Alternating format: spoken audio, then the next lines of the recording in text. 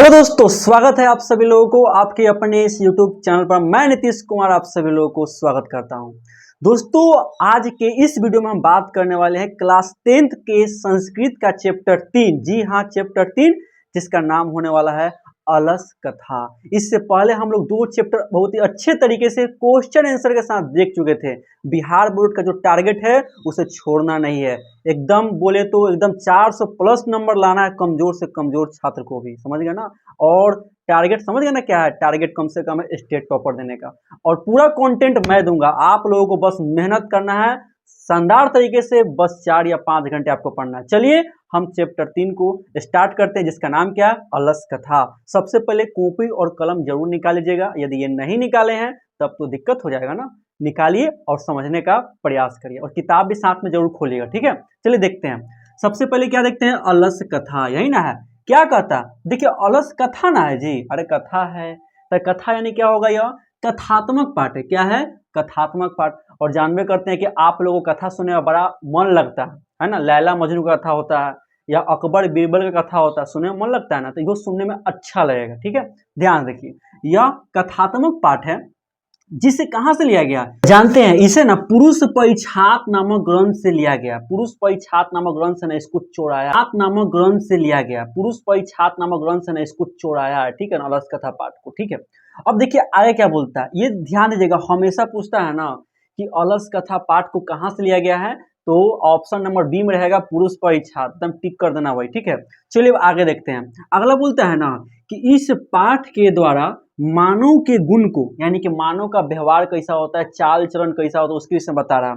फिर तथा मानव के दोष को, अब देखते हैं ना, कोनो को चुंगली करता है, कोनो पूरा अलसिया होता है, कोनो झगड़ा लगावित रहता है, करता है कि नहीं करता, यानी कि मानव के दोष के विषय में बताया गया। देखिए कोनो को एकदम गरियाना स्टार्ट कर देता है कि नहीं है। छोटका छोटके क्लास के लोग सब देखते होंगे, आप लोग गाँव में होंगे तो देखते होंगे, कुछ किए नहीं कि एकदम गरियाना स्टार्ट भर पे, समझ गए ना, तो वहां चुपचाप होकर निकल जाइए। तो वही बात है, मानव के दोष को बताता है तथा उसका निवारण भी करता है। क्या करता है? निवारण, यानी कि उसका सोल्यूशन भी यह बता रहा है, ठीक है, यही बता रहा है। तथा यह भी बताया गया है कि मानव का सबसे बड़ा दोष क्या होता है? आलस होता है। ओहो, आ गया आपका टॉपिक आलस, है ना। इसी का नाम ना अलस कथा है। मानव का सबसे बड़ा दोष किसे बताया गया? आलस को बताया गया। आलस का मतलब निकम्मा व्यक्ति, समझ गए ना, निकम्मा व्यक्ति जो दिन भर सुता रहता है, काम नहीं करेगा, आज का काम ना कल टानेगा। जैसे कि आप लोग कहते होंगे, कभी पढ़ रहे हो तो सोचते होंगे चलो अभी तो समझ लेते हैं, बाद में लिख लेंगे, तो बाद के काम बाद में होता है। आप भी आलसी हैं, समझ गए ना। कोई काम को कल पर नहीं छोड़ना, कल करे सो आज करो और आज करे सो अब करो, वही हरकत है। कबीर का है ना प्रसिद्ध दोहा। इसीलिए आलसीपन नहीं करना है। आलसी व्यक्ति जो काम को टालता है वह टालते रह जाता है, कभी भी उसका कोई काम नहीं हो पाता। इसलिए जो करना है अभी करेंगे, नहीं तो नहीं करेंगे। एकदम डिसीजन एकदम फाइनल करिए। जब डिसीजन ले लिए कि चीज करना है तो बस करना है, सोचने वाला बात ही नहीं है। फाइनल डिसीजन, समय नहीं लेना डिसीजन लेने में, समझ गया ना, ये ध्यान देना। तो यहाँ जो है ना, मानव का सबसे बड़ा दोष किसको बताया गया? आलस को बताया गया। काम को नहीं टालना है, ठीक है। जो काम को टालते रहता है वह आलसी होता है। फिर देखिए, इस पाठ के लेखक कौन है जी? तो इस पाठ के लेखक है लोकप्रिय मैथिली कवि, जिनका नाम क्या है? विद्यापति है। यह मिथिला के रहने वाले हैं, लोकप्रिय मैथिली कवि जिनका नाम क्या है? विद्यापति है, ठीक है। इन्होंने ही इस पूरे अलस कथा को लिखा है। और कहाँ से लिख लिया है? पुरुष परिछात नामक उपग्रंथ से लिया है। यह बहुत ही महान प्रकार के कवि हैं, जो कि संस्कृत में, मैथिली में और औहट में अनेक प्रकार की रचना करते हैं, अनेक प्रकार की कविता लिखते हैं, अनेक प्रकार की कहानी लिखते हैं। कौन? ये विद्यापति, ठीक है। तो ये तो समझ गए कि अलस कथा क्या होता है। यह कथात्मक पाठ है, और पूरा जान गए कि इसके रचना कौन किया, यह कहाँ से लिया गया और क्या क्या बताया गया। अब चलते इस चैप्टर के अंदर, ठीक है, और चैप्टर को अच्छे तरीके से समझने का प्रयास करते हैं और पूरे एनालिसिस के साथ समझेंगे, ताकि आपको कोई भी दिक्कत नहीं हो। तो यदि आप सभी लोग किताब निकाल लीजिए अच्छे तरीके से, ठीक है ना, क्योंकि इंपॉर्टेंट है, और कॉपी कलम किताब लेके बैठ जाना है, ठीक है। चलिए देखते हैं अब किताब के अंदर। निकालिए चैप्टर नंबर 3 अलस कथा। चलिए आप सभी लोग किताब निकाल लिए होंगे। देखिए मैं भी किताब ले चुका हूँ अच्छे तरीके से, और आप सभी लोग निकाल लिए तो निकालिए पेज नंबर 17 इसे है, ऐसे आप लोग निकाल सकते हैं। चलिए देखते हैं सबसे पहले क्या बोलता है, ठीक है। देखिए सबसे पहले बोल रहा है ना कि एगो मिथिला का मंत्री था, जिनका नाम क्या था? वीरेश्वर। क्या नाम था? वीरेश्वर। सभी लोगों को हाईलाइट भी करते चलना है कि एगो मिथिला का मंत्री था, ठीक है, उसका नाम क्या था? वीरेश्वर नाम था, वीरेश्वर, ठीक है।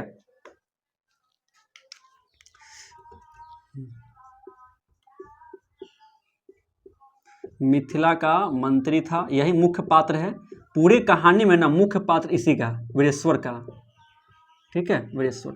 यह था मिथिला का मंत्री, ठीक है। सबसे पहले क्या हेडिंग डालना है कि मिथिला का मंत्री कौन था, वीरेश्वर था। यही पूरे कहानी में ना मुख्य पात्र के तौर पर यही आया है। जैसे समझ सकते हैं कोई फिल्म बनता है तब फिल्म में हीरो कौन होता है, फिल्म में हीरो होता है ना, हीरो का पूरा कहानी, हीरो का ही पूरा रोल होता है उस फिल्म में। वैसे ही वीरेश्वर समझे कि इस पूरे कहानी का हीरो है और पूरे कहानी में इसी का मुख्य योगदान है, आप ये समझ सकते हैं। फिर क्या बोल रहा है, यह जो है ना स्वभाव से दानशील था, यानी कि दान देने वाला व्यक्ति था, तथा करुणा से परिपूर्ण था। कैसा था जी, तो यह जो है ना स्वभाव से, जो है स्वभाव, यह स्वभाव से दानशील था। ये पूछता है एग्जाम, इसलिए मैं लिख रहा हूँ। दानशील था तथा करुणा से भरा हुआ था। करुणा समझते एकदम दयावान पुरुष था। किसी गरीब को देखकर ना तुरंत या इमोशनल हो जाता था, है ना, इमोशनल होकर के कहता था कि तू ले जा, पूरा पैसा ले जा मेरा, ले जा, ऐसा बोलता था। एकदम करुणा से भरा हुआ था। दूसरे को दुख में देख कर ना खुद अपने आप को इमोशनल होकर रोने लग जाता था। इस पॉइंट से आप समझ सकते हैं, ठीक है। और दानशील समझ रहे ना, दान देने वाला व्यक्ति था, बहुत ज्यादा दान देता था, वही बता रहा। और तो क्या करता था, दुर्गति भयो और अनाथे भयो को प्रतिदिन इच्छा भर भोजन करवाता था। ध्यान दीजिएगा, दुर्गति भयो यानी कि संकटग्रस्तों को और अनाथों को, ठीक है, संकटग्रस्त को और अनाथ को, एंड अनाथ को जो है ना प्रतिदिन इच्छा भर भोजन करवाता था। देखिए कितना अच्छा काम कर रहा है, जो संकट में ओकरो भोजन खिला रहा है और जो अनाथ है उसको भी भोजन खिला रहा है। इसके साथ साथ यह आलसियों को भी भोजन करवाता था। किसको करवाता था, आलसी को भी यह भोजन करवाता था। अब कहिए कि आलसी कैसे आ गया, आलसी को तो खुदे काम करना चाहिए था। ई बकलुलवा जो वीरेश्वर है, ई का लेकर के खाना पीना खिला रहा है, समझ गया ना। तो एक नीचे को श्लोक दिया, ध्यान से देखिएगा, ठीक है, समझ गया ना। यह आलसियों को भोजन खिलाता था। अब इसके नीचे एक श्लोक आया और वो श्लोक को पढ़ने का प्रयास करिए, और नहीं तो आपकी स्क्रीन पर वह श्लोक दिखाई दे रहा होगा। पहले क्या बोलता है, निर्गतिना च सर्वेशा मलस प्रथमो मत किच्चिन क्षमते कर तू जठरानपी वाहिना, यही ना बोल रहा। देखिए इस श्लोक का अर्थ क्या होता है ना, ये देखते हैं। देखिए इस श्लोक बोलता क्या है कि दुखी मनुष्य में, देखिए इस श्लोक का मैं अर्थ लिखवाता हूं, दुखी है ना, जितने भी दुखी मनुष्य होते हैं, दुखी मनुष्य, दुखी या संकटग्रस्त मनुष्य, संकटग्रस्त,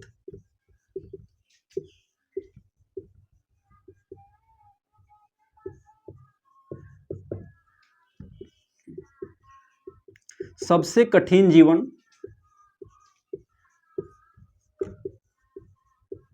आलसियों का ही होता है।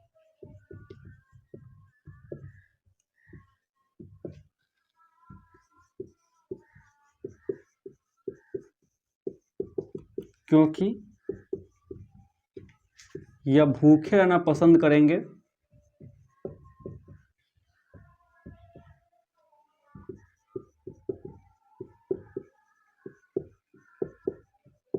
लेकिन किसी भी प्रकार का काम नहीं करेंगे।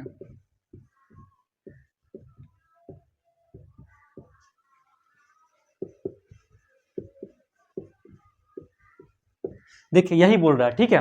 तो ये क्या बोल रहा है, ये बोल रहा है ना कि दुखी या संकटग्रस्त मनुष्य, ठीक है, जो दुखी होता है, जैसे गरीब दुखी है, कोई संकटग्रस्त व्यक्ति है, तो क्यों बेचारा प्रयास करते हैं कि कमा के खा ले, भले उसको रोजगार नहीं मिला, वो भूखे रह गया, तो उसे संकटग्रस्त बोल सकते हैं, या उसे गरीब बोल सकते हैं, या उसको कुछ दान देते तो काम चलता है, ठीक है। लेकिन क्या करा, दुखी या संकटग्रस्त मनुष्य में सबसे कठिन जीवन किसका होता है, आलसी का ही होता है। अब क्यों भाई, काहे सबसे कठिन जीवन है, क्योंकि ई बकलुलवा ऐसा होता है ना, कहता है कि हम भूखे रह जाएंगे लेकिन काम हम नहीं करेंगे, एकदम भूखे रह जाएंगे, एकदम भरपेट है, ठीक है ना, एकदम भूखे रह जाएंगे लेकिन काम हम नहीं करेंगे, समझ गया ना। और कहीं से फोकट में कहीं खाला मिल गया तो अच्छी बात है, क्योंकि खा के दबकी नाद लेना और जाके जुआ खेलना है ना, शराब पीना है, ये लगे तो एकदम आगे रहेंगे। वो सब आगे रहता है, देखते रहिएगा, एकदम बैठ जाएगा 4-5 जुआ, लूडो छक्का, कैरम बोर्ड, जुआ वो बड़ी खेलते रहेगा, कमाने वाने नहीं जाएगा, ठीक है, वही बता रहा।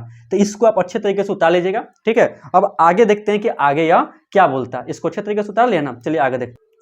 देखिए अब उसके बाद क्या कहता है, देखिए बोल रहा है ना कि जब वीरेश्वर जो है दुखी ग्रस्त को, संकटग्रस्त को, अनाथ को, आलसियों को जब भोजन खिला रहा है, तो ये बताइए कौन कौन होगा, धूर्त व्यक्ति, या कोनो कोनो होता होगा कि फोकट में खाने के लिए पहुंच जाता होगा। देखते होंगे आप सभी लोग गांव में जब भी भोज भंडार होता है, टारगेट होता है कि 1000 व्यक्ति आएगा, लेकिन आता कितना है, 1200-1300 आता है कि नहीं आता, कुछ 200-300 एक्स्ट्रा आ जाता है फोकट का खाना खाने के लिए, आता है ना। आप सभी लोग इससे परिचित होबे करेंगे कि फोकट का खाना खाने आता है तो, लेकिन आप उठा भी तो नहीं सकते हैं, उठाएंगे तो बेचारा का बेइज्जती हो जाएगा अच्छा से, तो ऐसा नहीं ना कर सकते हैं। तो वही होता है, क्या किया, जब ईश्वर जो है सभी दुखी ग्रस्तों को, अनाथ को, आलसियों को, संकटग्रस्तों को जब भोजन ही खिला रहा था, तो अब क्या होता है जानते हैं, कुछ धूर्त व्यक्ति जो होता है ना, आलस का रूप धारण करके पहुंच जाता है। धूर्त समझते हैं ना, जो ठीक ठाक व्यक्ति है, कमाने नहीं गया, आ गया फोकट में खाने के लिए, क्या कि वीरेश्वर वहां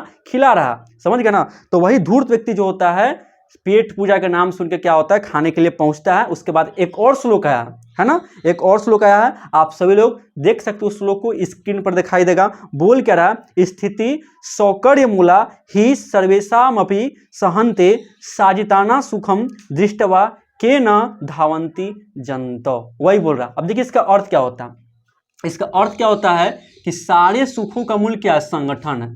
सारे सुखों का मूल्य संगठन है। कौन ऐसा जीव है, कौन ऐसा जीव है जो अपनी जाति का दुख, जो अपने जाति का सुख देखकर नहीं दौड़ता।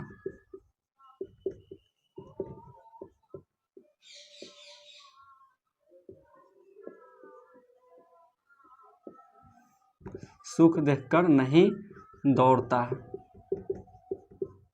देखिए इस श्लोक का ना यही अर्थ होगा, बोल रहा है ना, सारे सुखों का मूल क्या, संगठन है। जैसे देखिएगा कि जैसे आप लोग समझ रहे होंगे कि जैसे कि गांव में कभी बाढ़ उठाता है तो मुखिया जी चिवड़ा मीठा बांटते हैं, बांटते कि नहीं बांटते हैं। जब मुखिया जी चिवड़ा मीठा बांटते हैं तो कितना ऐसा लोग होगा ना कि देख रहा है कि गरीब की चिवड़ा मीठा बटा रहा है, तो वो चिवड़ा मीठा लेने के लिए पहुंच जाता कि मुखिया जी हमको चिवड़ा मीठा दीजिए, भले बाढ़ में डूबल है कि नहीं डूबल है ना, होता है कि नहीं होता, आप सभी लोग कॉमन करते होंगे। मैं एक एग्जांपल दे रहा हूं, तो वही बोल रहा ना, सारे सुखों का मूल क्या, संगठन है। संगठन यानी एकता है, ठीक है ना। एक जाति का दुख देखकर दूसरा जाति दौड़ता ही है। आप देखते होंगे कि अभी बाथरूम के लिए आता है, सरकार के यहाँ से पैसा आता है ना, तो यह किसके लिए आता है, जो बहुत ज्यादा गरीब है, नहीं बनाने में सक्षम, उसके लिए आता है। लेकिन यहाँ क्या होगा, कुछ बढ़िया बढ़िया व्यक्ति भी जा करके जो होता है ना, वार्डर को देंगे पैसा कि हमको भी बाथरूम का पैसा पास करवा दीजिए, जबकि उसका घर में 2-2 3-3 गो है, लेकिन फिर भी ऐसा काम करता है। ये क्या फायदा देख रहा है कि नहीं देख रहा, बताइए, सरकार का पैसा लूज करवा रहा, वही बात है। फिर बोल रहा है ना, कौन ऐसा जीव है जो अपनी जाति का सुख देखकर नहीं दौड़ता।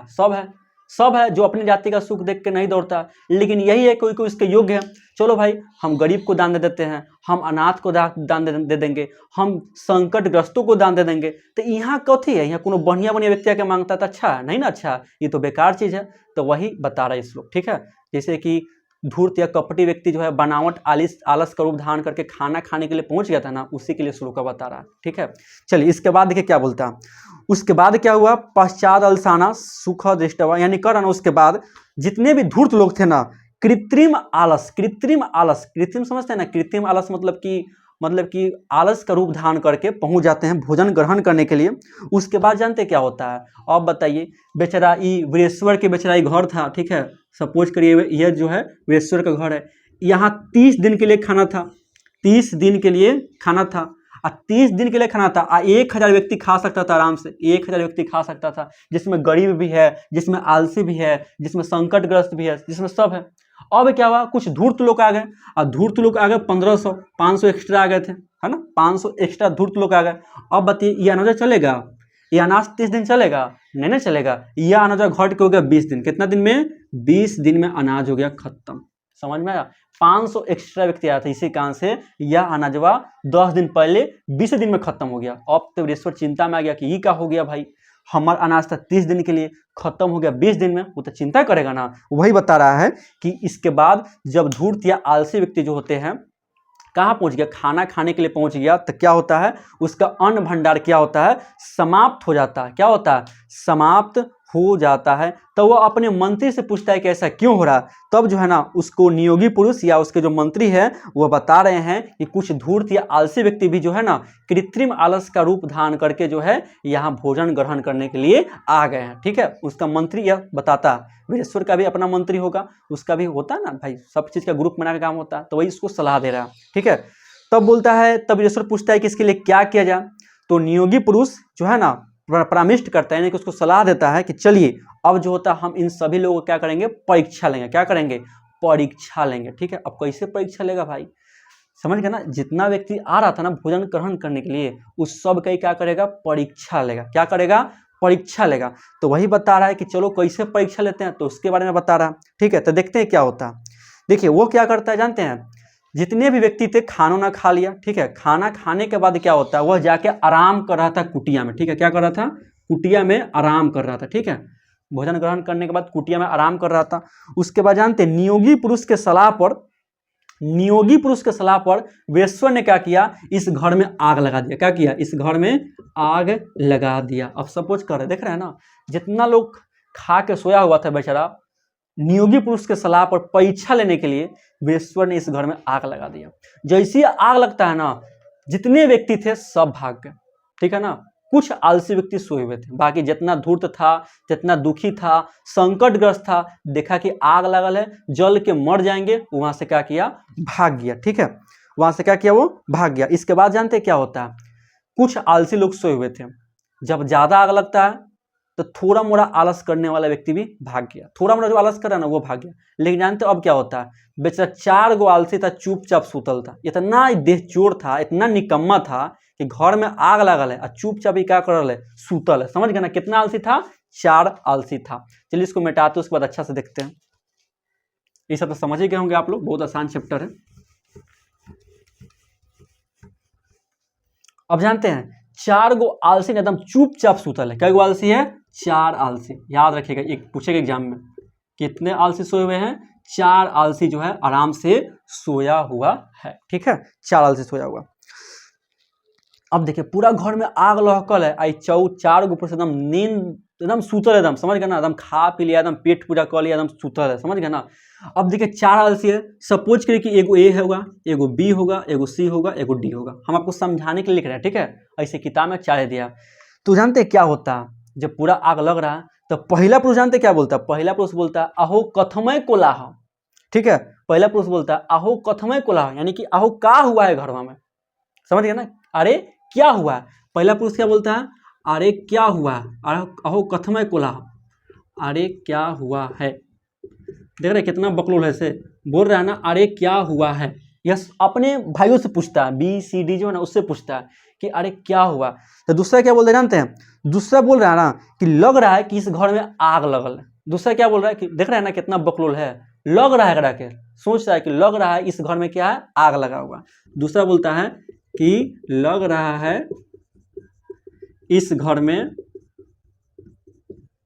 आग लगा हुआ है, आग लगा हुआ है, ये दूसरा बोलता है। अब जानते तीसरा क्या बोलता है, तीसरा बोल रहा है क्या कि कोई धार्मिक नास्तिक नहीं है, कोई धार्मिक व्यक्ति, कहने का मतलब है कोई धार्मिक नास्तिक नहीं है जो भींगा हुआ कंबल, चटाई या जो भी हो, जो भींगा हुआ वस्त्र आके हमें क्या करे, ओढ़ा दे। देखिए कितना महान आलसी था, समझ रहे ना, इतना निकम्मा था कि घर में आग लगल है तो ये बोल रहा है ना कि कोई धार्मिक व्यक्ति आए अब भींगा हुआ वस्त्र हमको ओढ़ा दे, हम चुपचाप सुतल रहे। ठीक है, तीसरा क्या बोलता है, कोई धार्मिक नास्तिक नहीं है, धार्मिक, कोई धार्मिक नास्तिक यानी कि धार्मिक व्यक्ति नहीं है जो भींगा वस्त्र उड़ा दे, भींगा वस्त्र उड़ा दे। ये पूछता है इसलिए ध्यान दीजिएगा। ठीक है, उड़ा दे। देख रहे हैं ना कितना ही निकम्मा व्यक्ति था, समझ रहे हैं ना। अब देखिए चौथा क्या बोलता है, चौथा तो और निकम्मा है। वो बोल रहा है ना कि अरे तुम सब कितना बोलते हो, चुपचाप रहो। समझ रहे हैं ना, तुष्णिम भवन्तु, तुम सब कितना बोलते हो, शांत रहो। ठीक है, ये चौथा बोलता है तुम सब कितना बोलते हो, कितना बोलते हो, शांत रहो, ये बोल रहा। ठीक है, शांत रहो। ये बोलता है कौन सा पुरुष? चौथा पुरुष बोल रहा है कि तुम सब शांत रहो और चुपचाप सूतो। समझ रहे ना कितना बकलोल व्यक्ति था, समझ गया ना आलसी कैसन होता है, कितना बड़ा निकम्मा होता है, मर जाएगा लेकिन भागेगा नहीं। इसीलिए जो है ना वीरेश्वर इसको खाना पीना खिला रहा था। अब देखिए क्या होता है, जब नियोगी पुरुष को लगा, नियोगी पुरुष यानी कि जो वीरेश्वर के सलाहकार था, उसको लगा कि चारों व्यक्ति नहीं भाग रहा है, इस घर में आग लगा हुआ है, कहीं चारों मर न जाए, इसी के लिए चारों का केस खींच के वहां से बाहर निकलता है, केस पकड़ के चारों को बाहर निकालता है। कौन निकालता है? नियोगी पुरुष। ठीक है, नियोगी पुरुष निकालता है। नियोगी पुरुष यानी कि जो भला करने वाला पुरुष था, नियोगी पुरुष। ठीक है, जो भला करने वाला पुरुष था वो इस चारों का केस पकड़ के क्या करता है? बाहर निकालता है।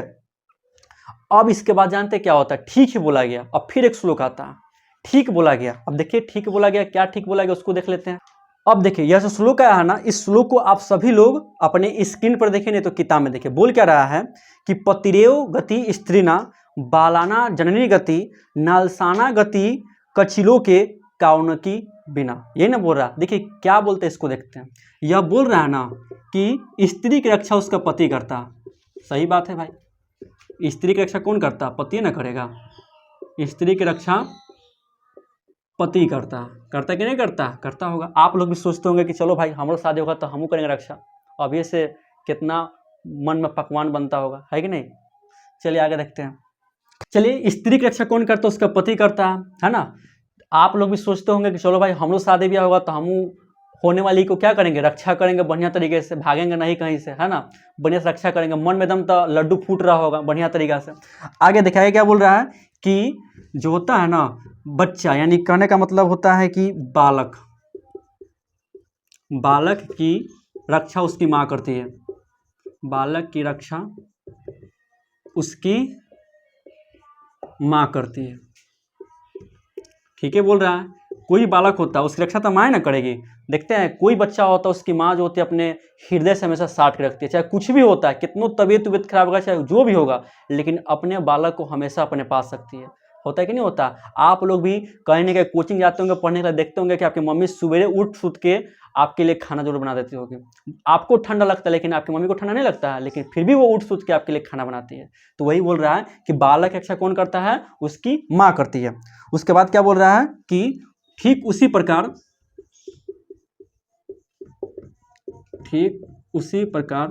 आलसियों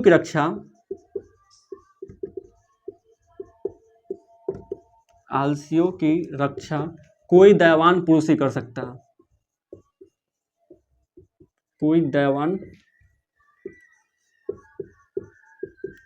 पुरुष ही कर सकता है। तो ये भी तो सही है बोल रहा है ना कि देखिए ना कि चारों आलसी था, चारों को मरना पसंद था, लेकिन वहां से भागा नहीं ना भागा। ठीक वही एग्जाम्पल देके बोल रहा है कि ठीक उसी प्रकार आलसियों की जो रक्षा है ना कोई दयावान पुरुष ही कर सकता है, जो वीरेश्वर का जैसा हो या अपने हृदय से दयावान हो। चाहे आप भी दयावान हो सकते हैं, है कि नहीं है? आप भी दयावान है ना, होना चाहिए दयावान। कुछ दान करना अत्यंत जरूरी भी होता है। तो वही बोल रहा है ठीक उसी प्रकार आलसियों की रक्षा कोई दयावान पुरुष ही कर सकता है। और इस श्लोक को आप सभी लोग नोट कर लीजिएगा। ठीक है, काफी ज्यादा इंपॉर्टेंट श्लोक है, बहुत बार ये 2-3 बार पूछ चुका है बिहार बोर्ड में, इसका आने का चांस ज्यादा है, इसलिए इसको आप हाईलाइट कर लीजिएगा अच्छे तरीके से। ठीक है, उसके बाद जानते क्या है? उसके बाद चारों आलसियों को केस घसीट के बाहर निकाला और वीरेश्वर जो है उसको और ज्यादा क्या करता है? धन दौलत और भोजन देता है। ठीक है, अच्छे तरीके से, क्या है कि बेचारा मरने के लिए तैयार था। यही ना चारों मेन आलसी है, इसी के लिए ना बेचारा भोजन करवा रहा था। कौन? वीरेश्वर। इसलिए इसको निकाला बढ़िया से। चारों मुख्य आलसी यही था, इसी को खूब धन दौलत दिया, भोजन कराया। इस प्रकार क्या होता है? आपका चौथा चैप्टर पूरी तरीके से क्या होता है? समाप्त होता है। यहाँ इंपॉर्टेंट सब चीज मैंने बता दिया है। आप सभी लोग इसको नोट डाउन कर लीजिएगा। और दिक्कत पड़ता है तो इस वीडियो को 2 बार 3 बार जोर लगा देखिए, कान में ईयरफोन लगा देखिएगा तो और अच्छा रहेगा, ताकि आपको कहानी समझ में आ जाएगा। जैसे एग्जाम पूछेगा आपसे, ऑब्जेक्टिव तुरंत बना लीजिएगा। और जैसे ही जो होता है ना 16 को क्वेश्चन देगा, उसमें से 8 को बनाना रहता है 2 नंबर का, तो वो भी आपसे ऑटोमेटिकली बन जाएगा। ठीक है, इसलिए चिंता करने की आवश्यकता नहीं है, बस सही तरीका से नोट्स बनाइए और समझिए। ठीक है, क्योंकि हमें जो है कैसा हूँ इस चैनल को जितने लोग पढ़ते हैं ना, कम से कम सबका 400 प्लस नंबर होना चाहिए, यही टारगेट है। समझ में आया कि नहीं? इसलिए बढ़िया तरीका से पढ़िए। समझ गए ना। चलिए मिलते हैं नेक्स्ट वीडियो में, तब तक के लिए धन्यवाद। और नेक्स्ट वीडियो में हम लोग क्वेश्चन आंसर के विषय में बात करेंगे, इसलिए उसको क्वेश्चन आंसर को आप सभी लोग जरूर पढ़ लीजिएगा।